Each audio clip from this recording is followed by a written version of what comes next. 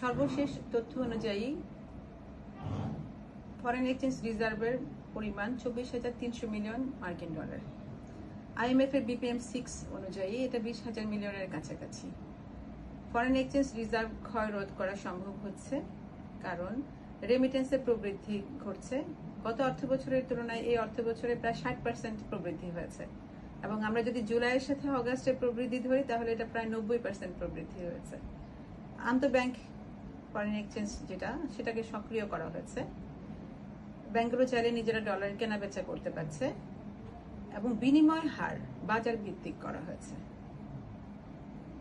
ডলারের দাম বর্তমানে 118 থেকে 120, বিসি সেলিং রেট 120-এর বেশি হবে না।